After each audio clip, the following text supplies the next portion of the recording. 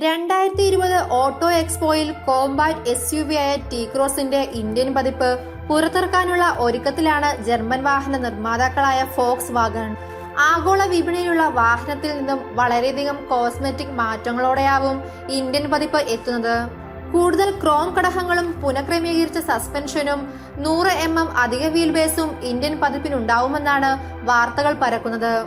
അധിക wheel base 5 seater SUVക്ക് കൂടുതൽ വിശാലത നൽകും. പുറത്തിറങ്ങാനിരിക്കുന്ന കോമ്പാക്ട് SUV Volkswagenന്റെ MBQ A0 പ്ലാറ്റ്ഫോമിലാവും നിർമ്മിക്കുക. വാഹനത്തിന്റെ വകഭേദത്തിലുടനീളം ടർബോ ചാർജ്ഡ് പെട്രോൾ എഞ്ചിൻ മാത്രമാവും നിർമ്മാതാക്കൾ നൽകുക. 6 speed manual, 7 speed automatic gear ബോക്സുകളാവും വാഹനത്തിൽ വരുന്നത്. പുതിയ T-Cross SUVയിൽ വരുന്ന 1 ലിറ്റർ 3 സിലിണ്ടർ എഞ്ചിന് 115 bhp കരുത്തും 200 Nm ടോർക്കും ഉൽപ്പാദിപ്പിക്കാൻ കഴിയും. അതോടൊപ്പം 128 bhp കരുത്തും 200 Nm ടോർക്കും സൃഷ്ടിക്കാൻ കഴിയുന്ന 1.5 ലിറ്റർ 4 സിലിണ്ടർ ടർബോ പെട്രോൾ എഞ്ചിനും കമ്പനി നൽകാൻ സാധ്യതയുണ്ട്. ഭാവിയിൽ വാഹനത്തിന്റെ CNG പതിപ്പും വിപണിയിലെത്താൻ സാധ്യതയുണ്ട്. 2020 അവസാനത്തിലോ 2021 ആദ്യമോ വാഹനം വിപണിയിലെത്താനാണ് സാധ്യത. പ്രാദേശികമായി വാഹനത്തെ ഉൽപ്പാദിപ്പിക്കാനാണ് നിർമ്മാതാക്കളുടെ പദ്ധതി. 11 ലക്ഷം രൂപ മുതൽ 15 ലക്ഷം രൂപ വരെയായിരിക്കും വാഹനത്തിന്റെ എക്സ് ഷോറൂം വിലയെന്നാണ് റിപ്പോർട്ടുകൾ സൂചിപ്പിക്കുന്നത്.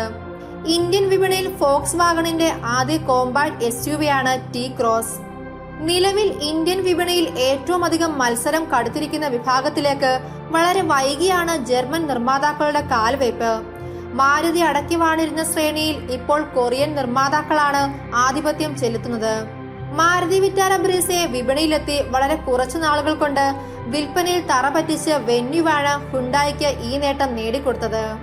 രാജ്യത്ത് വാഹന വിപണി വളരെ പ്രതിസന്ധികൾ നേരിടുന്ന സാഹചര്യത്തിലും SUV ശ്രേണിയിൽ മാത്രമാണ് വിൽപ്പനകൾ മെച്ചപ്പെട്ട രീതിയിൽ നടക്കുന്നത്. അതിനാൽ തന്നെ മിക്ക വാഹന നിർമ്മാതാക്കളും ഇപ്പോൾ ഈ ശ്രേണിയിലേക്കാണ് തങ്ങളുടെ ശ്രദ്ധ കേന്ദ്രീകരിക്കുന്നത്.